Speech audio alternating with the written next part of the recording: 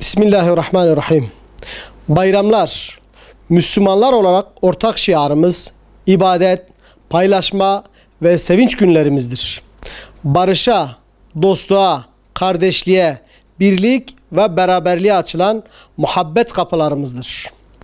Dünyanın neresinde olursa olsun milyonlarca Müslümanın aynı duygularda buluştuğu bayram günlerini en iyi şekilde değerlendirelim.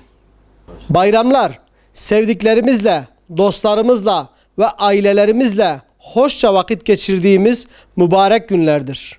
Nice hikmetleri ve güzellikleri içinde barındıran Kurban Bayramı'na bir kez daha kavuşmanın huzur ve heyecanını yaşıyoruz.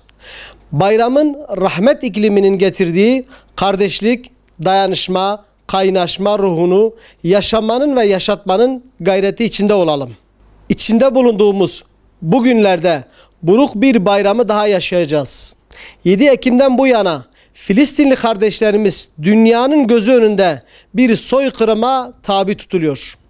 Her gün Filistin'deki genç, yaşlı, çocuk ve kadınların şehit olduğu haberlerini alıyoruz. Yaklaşık 2 yıldır savaş hukukunun hiçe sayıldığı, insanlık ordunun ayaklar altına alındığı bir soykırıma ve bir zulme şahit oluyoruz. İslam ümmeti olarak bir bayrama daha mahzun girsek de başta Filistin'deki kardeşlerimiz olmak üzere bütün Müslümanların Kurban Bayramı mübarek olsun.